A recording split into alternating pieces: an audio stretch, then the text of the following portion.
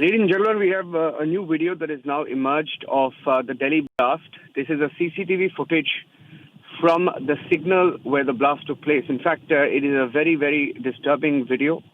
Disturbing because at just before the car explodes, the Hyundai i20, before the Hyundai i20 explodes, it looks like a completely normal traffic signal, but this video shows you the intensity of the blast.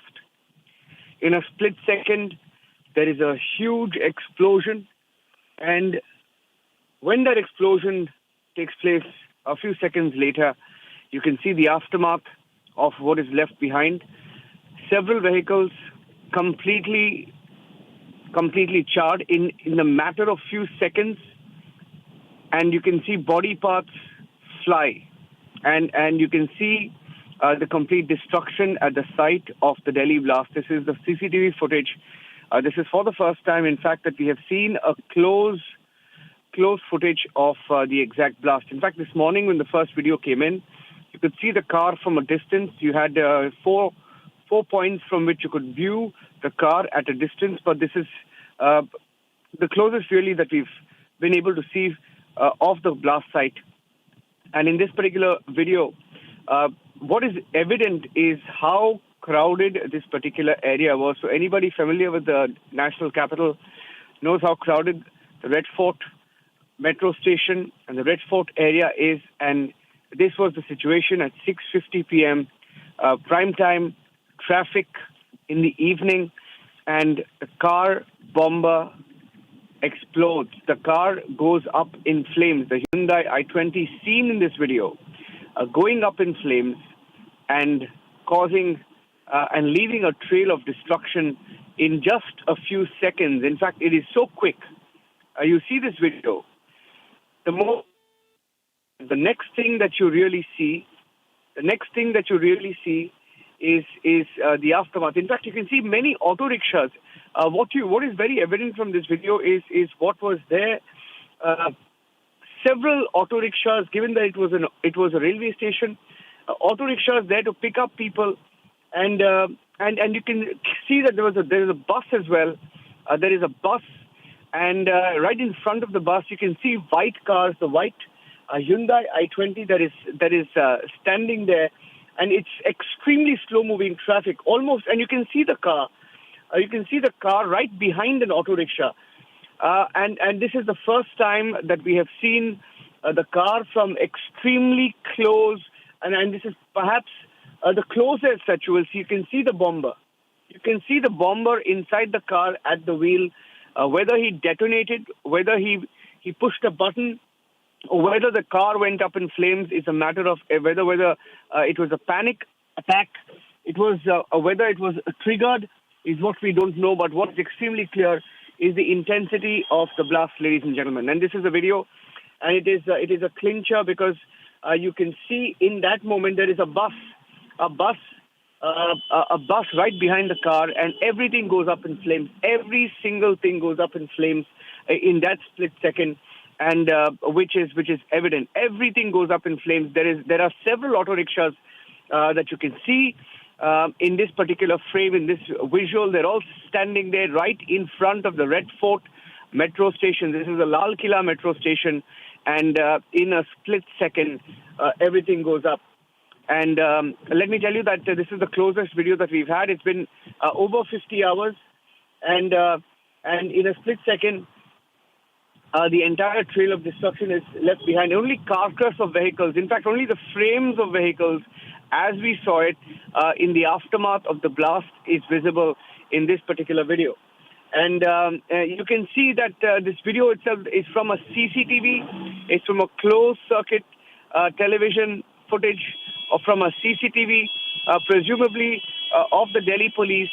And this video captures the entire moment of the blast. In fact, 10 to 15 seconds before the blast, you can see how crowded that particular area was, how many vehicles were there at that particular junction. You can count the number of vehicles, in fact. You can count them because it's stationary almost. It's slow-moving traffic. And it was clearly at a signal. Cars are standing still, seeming like the I-20 headlights were very much on.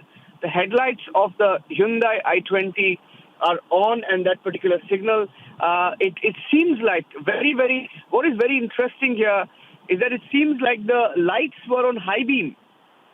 It appears like the lights of the car were on high beam. Very unusual that the lights of the car were on high beam, which means when you're looking at this video, you can see the lights are blaring at you. It's not a normal headlight. It was a high beam light of the car, very carefully thought through,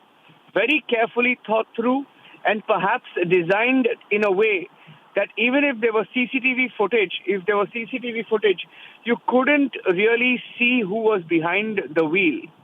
That appears to be the intention from this particular angle, at least from the naked eye. When you're looking at this video, a couple of things become increasingly clear, that the car was almost at a stationary. It was not slow moving. It was almost at a standstill, complete standstill. It was an extremely crowded area, and extremely crowded. You can see at least about 100 vehicles. 100 vehicles, in the entire stretch. But in the immediate aftermath surrounding this particular car, maybe about 20 to 30 vehicles that were clearly impacted as well.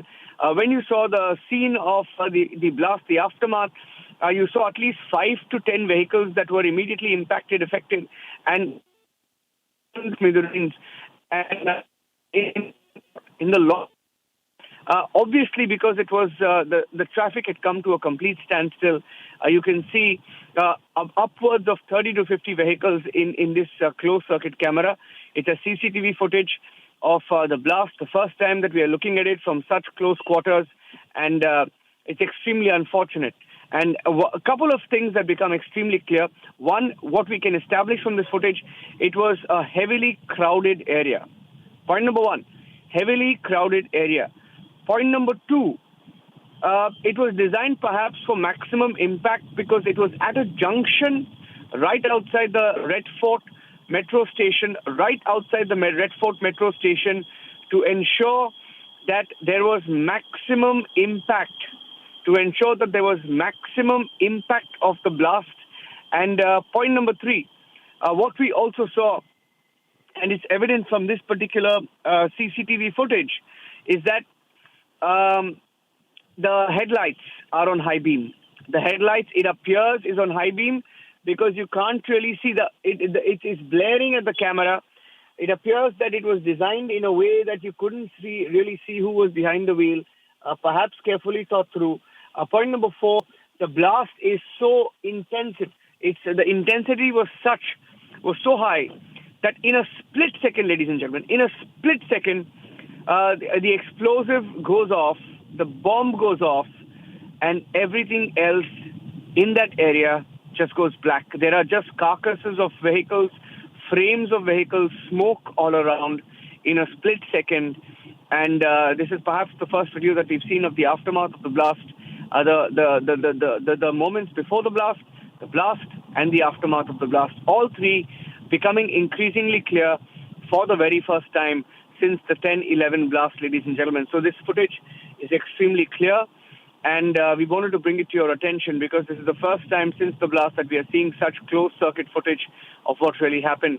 And if you're watching this is unfortunate. What is being investigated is whether it was a panic attack, whether the explosives in that car just went off. But it has now been established that the car bomber, Umar Nabi, was inside the car, and that car exploded right outside the Red Fort. And it appears to be carefully thought through, which of course will be clearer in the days to come.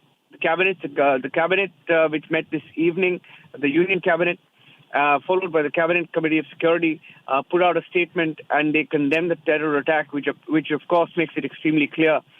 From the tone of the government, it appears that this is no panic attack. It was thought through. It was a terrorist attack, and the place was perhaps chosen. We'll leave it at that.